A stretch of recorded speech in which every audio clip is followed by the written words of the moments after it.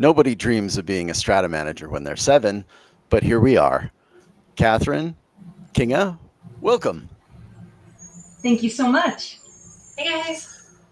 So, Catherine, you are the experienced manager that is going to be talking us through what you went through. And Kinga, you're the recent licensee who's entering the field. Today's chat is all about who we are, why this topic is interesting, and what's going on in the world of strata. So take it away, Catherine.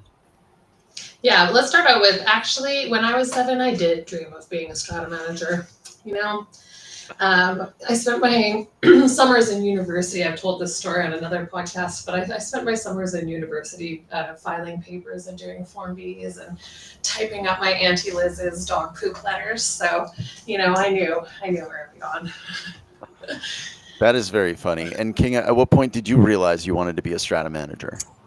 Yeah, well, I heard the call that we needed some good people in the strata industry. And, when I was a kid, I sort of wanted to be like a female version of Indiana Jones. So I figured this is like the next best thing. That is fantastic. You totally are, by the way. Yeah. It's interesting because you're coming into the industry in what I see as a time that mirrors very much the conditions that I came into the industry in. I took my course in 2011. And when I actually got a job was not for a year afterwards, and it was as a receptionist in a rental brokerage. And it was only because they knew my family. So I know I've had a little luck getting through, and I'm certainly grateful for that. And I want to offer support to those who are coming up through, because it's not easy.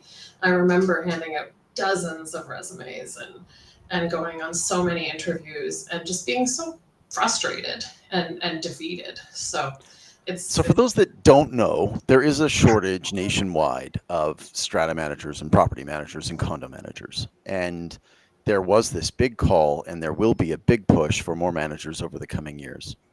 But in response to that call, many have answered. And right now there's a glut of recent licensees that are looking for roles and where they're going to be. And it's an interesting place because it's a challenging economic cycle. Technology's been changing, and there's more caution than I think there has been in the past several years. And while I've spoken to plenty of property management firms who are looking for talent, they're looking for talent with 2 to 5 years of experience. Well, it takes 2 years to get into that window, and the recent licensees are going to need someone to open the door to help them get there. So that's the backdrop of today's call. And one of the things that I think is going to be interesting as the months go on, we see what's happening with hiring practices and with growth, because I think there's a huge amount of still organic growth within the industry as new buildings come on. And there's a lot of self-managed communities there that could use some help and advice. Yeah. So, when I completed the course recently, as you know, and there's a whole lot of material that is covered in the course. Everyone knows it's a difficult course and even harder exam, but you don't get a manual for the current market conditions. So that you have to navigate completely on your own. Now, I took a little bit of a detour with a recruiter, not dumping on recruiters, but I was not seeing the momentum that I was hoping to see. Yeah. So I ended up reaching out to people, including Catherine, who has been such an enormous help to me. And that's what I would recommend for someone newly licensed is, it's one thing to be patient. It's another thing to wait for the clock to run out, because you only have a year to be collected by a brokerage from the time of completing your exam. So don't wait around, reach out to people and start talking to people face to face. And that's when I actually started to see the momentum in actually meeting managing brokers and whatnot. Interesting. Catherine, as you say, you came in not in the role you were expecting, not in the time frame that you were expecting. What was the moment that you realized that this wasn't going to be what you expected? From the very beginning, honestly, like the first week that someone yells at you in just such a degrading way. In the first couple of years, I can't tell you how many countless times I cried in my car. I think any of those moments, I would have told you I had no idea what I was doing and I was in over my head. But I am so stubborn, and I would say that if you're a brokerage looking for people that are going to stick with it long term, look for people who, through their stories, show an immense amount of stubbornness and tenacity, and those are going to be the ones that are strat managers long term for you, honestly, because I think those are the qualities that have gotten me through. Is yeah, you stick to it, and like you said, Hanka, it's one thing to recognize that the market is not great right now and there's hiring freezes and there's a lot of competition, but you can't just do nothing about it. No one's going to come and knock on your door unprompted and say, hey, we have this amazing job for you, do you want to like come here and have your pick of properties in a corner office? No, you have to start going to networking events, go to webinars and things, because a lot of those association webinars, they have chat groups or open discussions or breakout rooms or Q&As and things. And you can, if you're asking smart, sharp questions and you're making thoughtful observations, that starts to get to be known around town. Who's that person always in the webinars who's asking those amazing questions?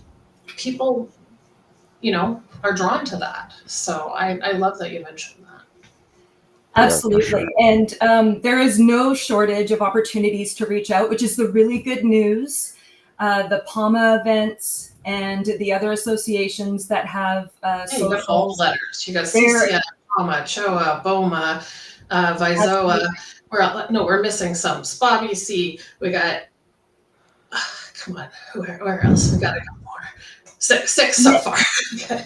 Yeah, and those are just the associations. Those are not the actual people, the managing brokers, right? Yeah.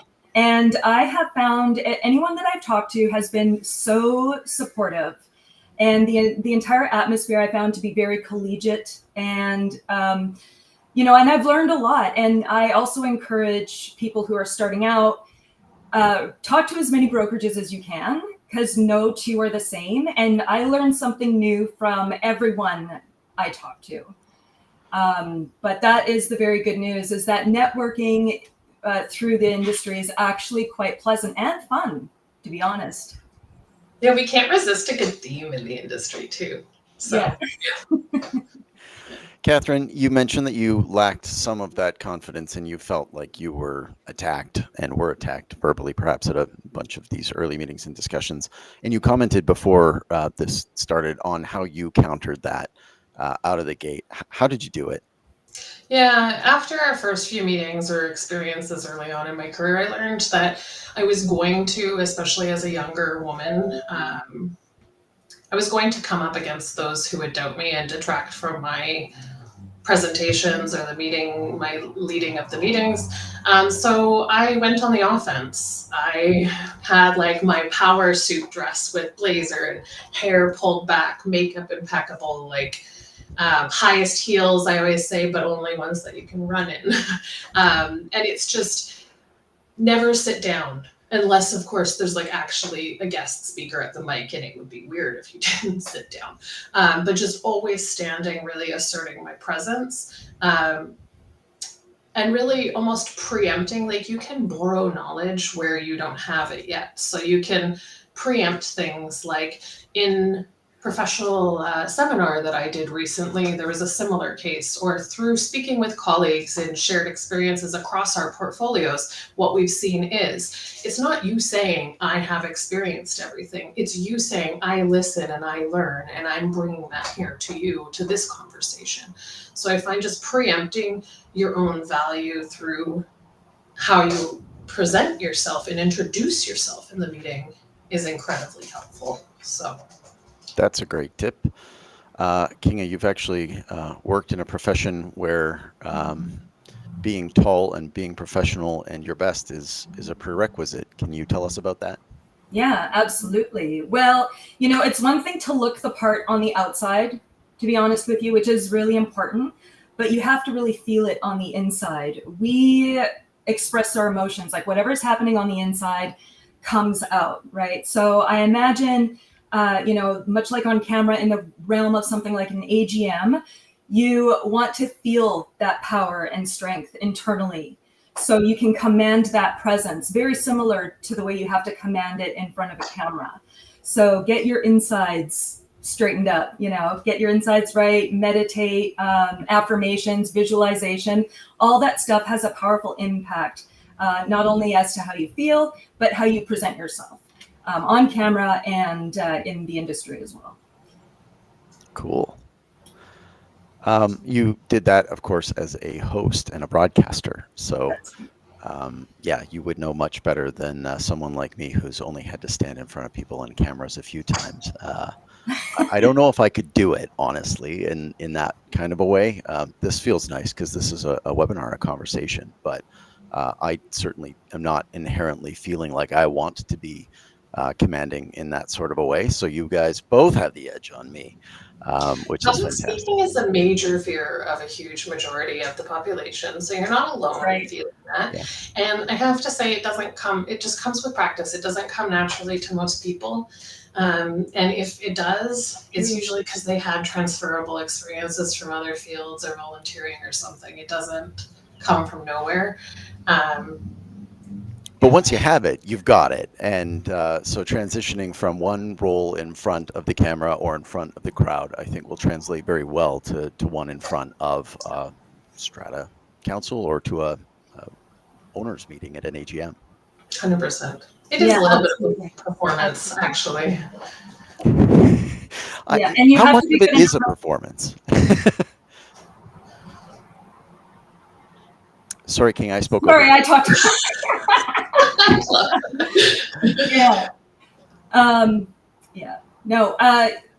It all ties in. It all ties in with how you feel. It is a little unusual for me to be in the interviewee chair. I'm usually the one doing the interviewing.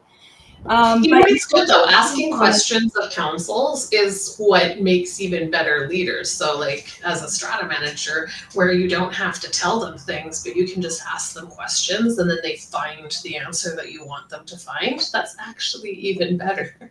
So I don't know. I think that's going to serve you well as a skill. Yeah. Absolutely. Catherine, you had some tips in that survival mode is not a strategy. So beyond wearing your best and looking like you're going to command that room and seeking the input and advice of, the Strata Council and running the meeting, what else do you need to think about as a Strata manager when you are going to walk in that door? A lot of things is that, again, it's that idea that public speaking is a major fear and it's a skill and it's something that takes a lot out of you physiologically.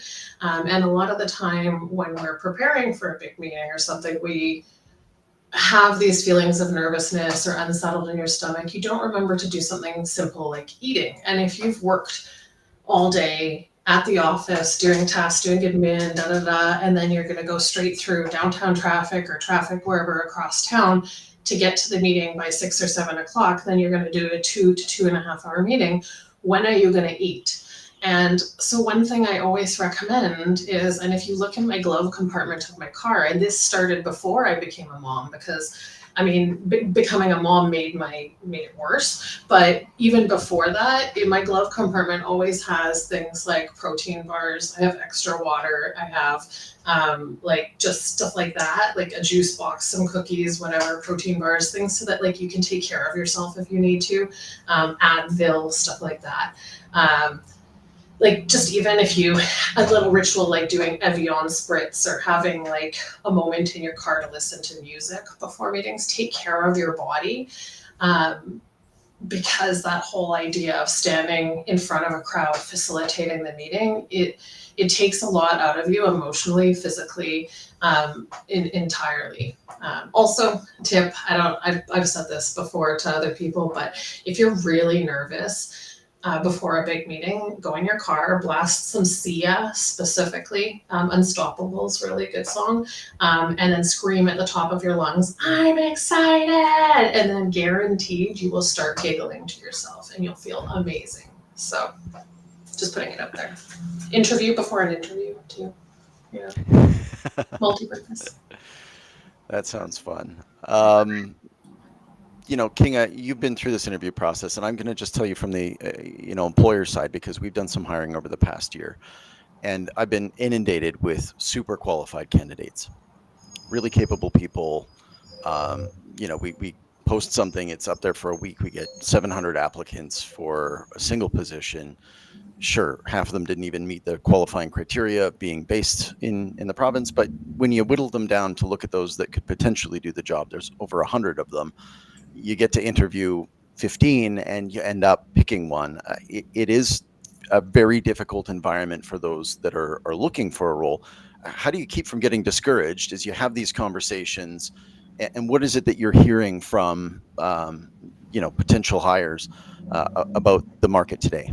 Yeah, I think that's a really important question because when you hear, and I have heard that you don't have the job, it does feel a little discouraging, and it's hard not to feel a little bit crestfallen. And then when I go to ask why, then it's always, you know what, we were so lucky to have a lot of really passionate, really, competitive people that we interviewed. And I've heard more than once, if we had one more position, you'd be hired.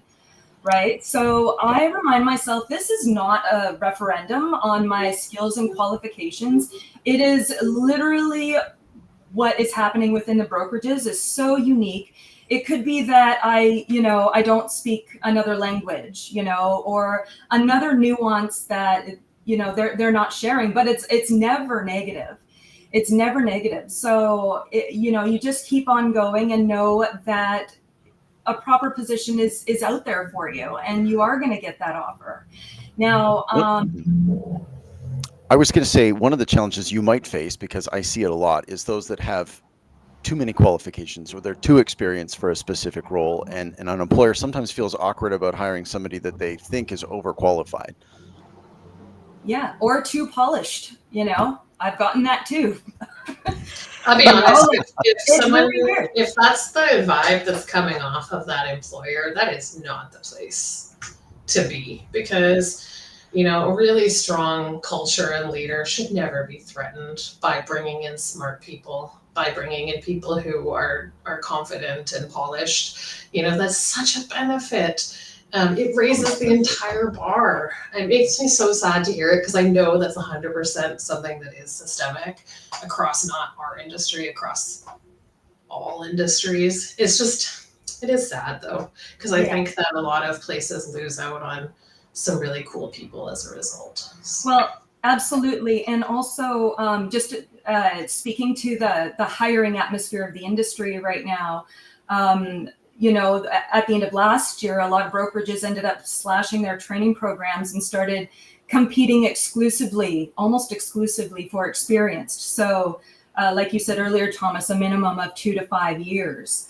And, like a brokerage has to do what it has to do. It's still a business and what have you, but it might be a short-sighted approach if you have really good people coming through your door that are making a positive impact, right? So it's an interesting environment to be navigating right now, to say the least. When you're only looking at drawing from the experienced pool too, you know what you have to do to get it? You have to poach it from your competitors. And if you can poach from your competitors, guess what?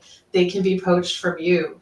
So instead, you want to look to create a culture where people are going to you for the personality and the corporate culture of that brokerage, Again, none of this is like unusual to our industry. It's common, and it's exactly the same story as when I started out. I offered I don't even know how many interviews I was on, but my favorite brokerage that I wanted to work for.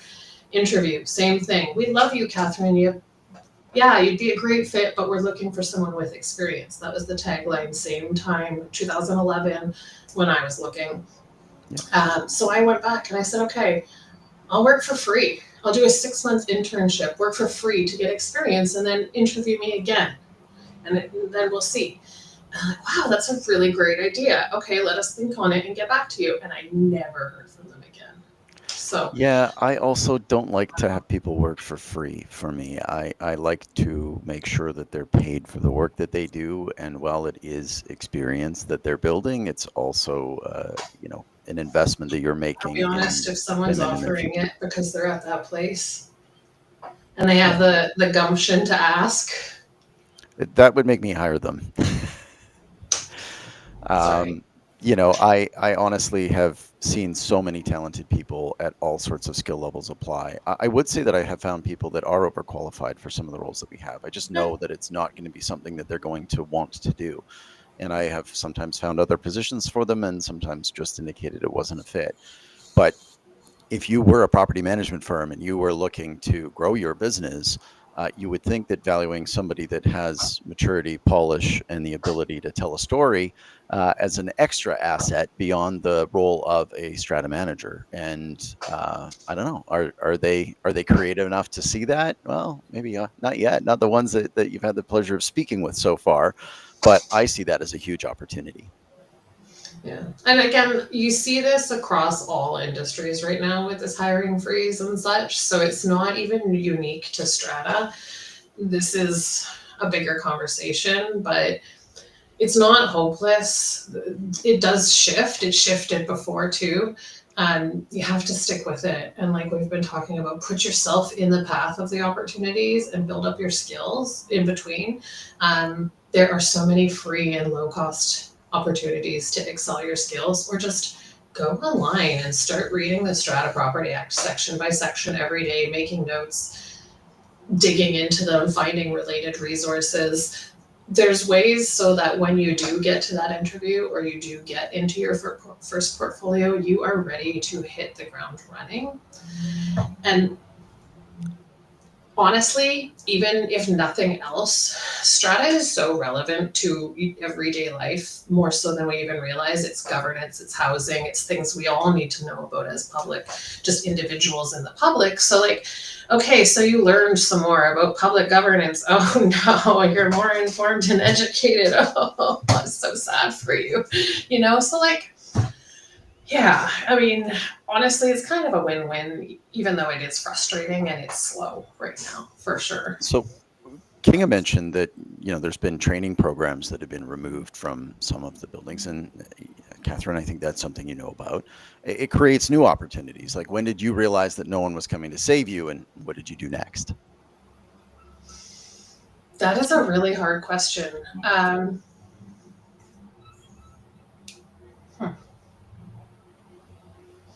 I don't think I could put it onto any moment. I think I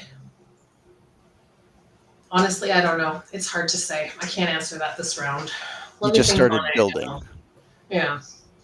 Well, that's cool, because once you do start building, people start to notice. And the more that they notice, the more that you have to say. And the more that you have to say, the more people that notice. And that does build upon itself. So that's obviously a really great cycle.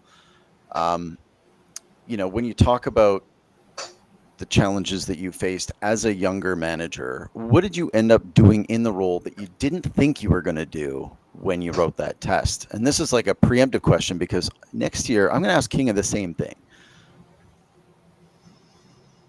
I didn't realize how many times that I wish I brought a pair of slippers somewhere with me in my purse, because I don't like going around in bare feet or socks in someone else's house, I'll be honest. So I started saying that I can't take off my shoes because it's a work safe thing. So FYI, wish someone had told me that early on. Yeah.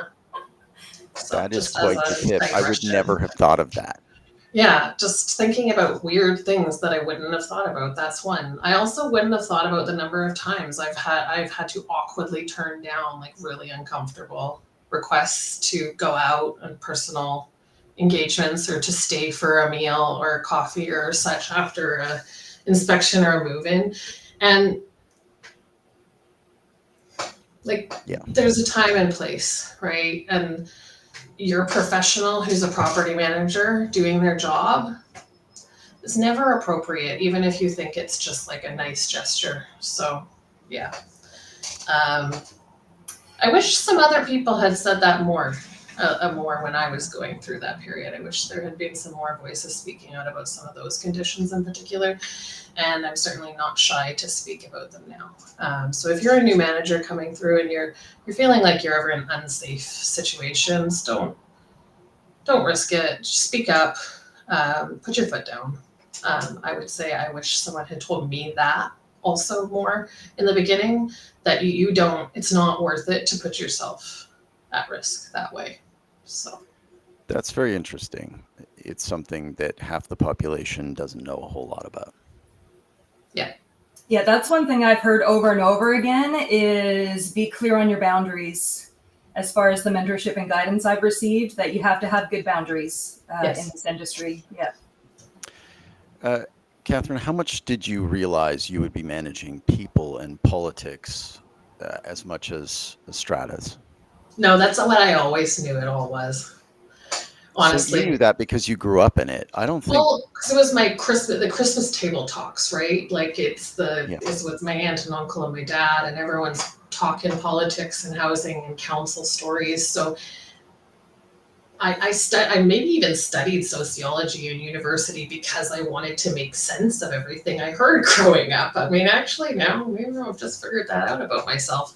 I find it fascinating. So I 100% knew going in that it was going to be like that. I didn't know how much I do not have a thick skin. Like, I find it helps when I'm now working with businessmen, especially to preempt things like this is a topic that is very personal to me, and I may get a little emotional. I may cry. It has nothing to do with the situation, and we can continue on. And it sometimes helps, I find.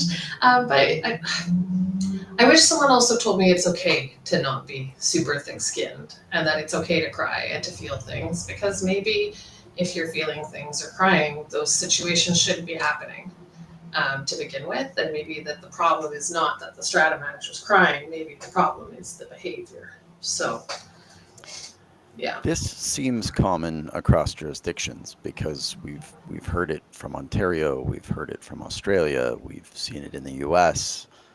It's interesting how universal that phenomenon is. Yeah. Caregiving roles, which is what a strata manager is, ultimately, we're caring for a community. Caregiving roles are often very systemically undervalued and undertreated, mistreated, however you want to say it. I don't really want to politically wash that word too much, because maybe we need to sit with that feeling a little bit. Like, it's okay to be upset when you're talking to your strata manager because it's your home, it's your biggest investment, but preempt it. You know, hi, Catherine, I just want to tell you I'm really, really mad, and I'm sorry I'm crying and screaming right now. I know this has nothing to do with you, but I really need your help, and I'm going to scream and cry a little bit. Just acknowledging up front that you are upset and that you know the strata manager didn't personally do this to you before you scream and cry. Even that is really helpful, by the way, clients. Yeah. And I think as a young manager, knowing when you come into it that you are dealing with people about something that is very emotional to them, it's probably their biggest asset. It also happens to be their home. They are deeply affected by what happens there, and they will get upset based on the removal of a tree that used to give them shade, or on the noise from a neighbor or their pet. Not or that is the tree that they sat under when their baby was growing up after they just came out of the NICU unit, right? Like it's so much more than that, right? It's not just the tree with the shade. And that's what I think sometimes in the corporate offices they're not seeing on the ground. That's a strong, strong connection to people's homes, right? Several people that I've had on our webinar so far have reiterated that point, Catherine, that these are such deeply personal conversations that you kind of have to absorb. And even if they're not giving you that disclaimer up front about them knowing it's not your fault, you just kind of have to have that hat on. So and that's like, fine. It doesn't have to be the client up front, but then it has to be the brokerage on the back end that's constantly filling them back up, filling their cup, compensating them well, training them well, treating them well, so that they can continue to expend their care forward to the client. Otherwise, the client has to give them something back. So something has to happen here. Either the client has to give more back, or the brokerage has to pad them more. But this person in the middle is literally being whittled away, essentially. That's what we're watching. That's what Jason Kurtz at Strata West said. Yeah. Great message. Yeah. Yeah, As someone who's emotional By the way, intelligence is a his people skill. internally speak very highly of him. So he sees the big picture. Sorry, King, go ahead. Oh yeah, no, emotional intelligence is an underrated skill, I think, in this industry. You know, at the end of the day, you're dealing with people, with stories, with thoughts, with feelings, in addition to their investment and their living community, you know? So I think that's something that really needs to be brought to the fore, that, you know, the compassion and the emotional intelligence in addressing people's concerns. Absolutely. And each other as professionals too, for that matter. Yeah, it's a job where I think those that survive have the high EQ. It's not about who's the smartest person coming into the room. It's that emotional level that will see them thrive and survive in what is a pretty high intensity role, responsible to an average of what, Catherine, 12 to 15 buildings on average? Upwards of that. Yeah. Yeah, and each of those will have 30 to 300 plus owners. So it's an enormous number of people that you're responsible for. And I get stuck on even before you get to the people, you're responsible for 15 buildings and knowing about the status of all of their capital projects and all of their maintenance scheduling and all of their vendors. And that alone gives me a degree of anxiety because I don't think I could competently do that. And that I think speaks to the pressure that sits on strata managers, especially early in their careers, when they really don't understand the ins and outs and how to turn that natural cycle of each building into something that they can manage more effectively. Yeah, I actually had someone tell me that they were a little concerned that I might be a bit too empathetic, which is actually a little bit fair, but I still consider it a superpower. I do. It is a superpower. We need I was more. told once that I was too collaborative, and they like to see strata managers be more competitive comparatively. So, you know. Yeah. I came out of an industry There's where a place for competitive was big everyone. too, There's so. different personalities. Like things will shift and be like there is so much work needed, and I think that the clients are really yelling out for more care. So I hope that there's an evolution within the industry and within the bigger global market even to kind of readjust their level set a little bit maybe.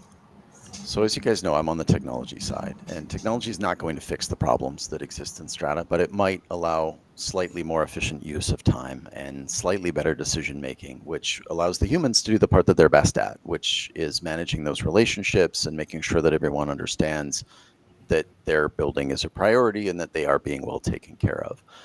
And there's lots of companies doing different things within strata management, document management, vendor supply, and managing tasks. One of the tools that we built is meant to help a property manager or the strata council understand their building better in context of the most similar buildings to them in the province. It doesn't solve anything. It won't fix anybody's issues, but it does allow them to have that comfort or that clarity around the fact that they're not unique in this regard, or that they are special in a certain way. And it's not to say that that is needing to be addressed. If you've got the best Japanese gardens in Vancouver, you're going to have a higher landscaping budget than someone that has a little patch of grass. But technology can be made to be helpful, and I think that's what technology has always been for. It's to make the humans better at what we do, not to give us replace back anyone. the time, not to replace it so we can load up more. Like allow us the time to learn and grow and to do the critical thinking that comes from using the cool tools and reports, right? Like seeing the landscaping lines and the whatever lines that are skewed comparatively to other buildings in the neighborhood, and then being able to investigate and look into it further. So.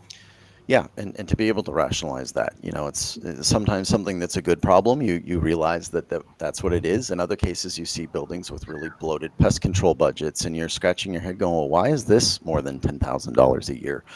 And then you find out that they've got a pharaoh ant problem, and they refuse to deal with it, and they kind of just treat it as it moves around the building, and so it's just this perennially high expense. Mm-hmm. That could happen. You're absolutely right. It could happen. Look, I think we wanted to keep this one short and sharp. I did have a question and answer for you guys to finish. It's what's that one thing that you wish somebody told you on day one, Catherine? Your email inbox will never be zero from the day that you take your building, the first building. It's true. Kinga, how about you? Yeah, so I wish someone told me to start reaching out sooner than later to industry professionals and to not be passive. And it's not enough to just act on the job postings that you see, because as you said earlier, you know, they're getting hundreds of applications. So I wish someone told me reach out yourself directly early on. Yeah. And build those relationships. I think that's something that you know, we've Absolutely. all been working on, is continuing to build our relationships within this industry, because that's how you get the call instead of having to make the application. And I think that that's something that will continue to grow. Thank you both so much. Before we go, I was going to say that next week I'm going to be joined by Jonathan Fenn of Reserve Sense to talk about depreciation reports, red flags, and what you need to know. Obviously, another very important subject within the world of Strata and as the role of Strata manager. So I'm looking forward to that one. I hope you can tune in. Thank you, Kat.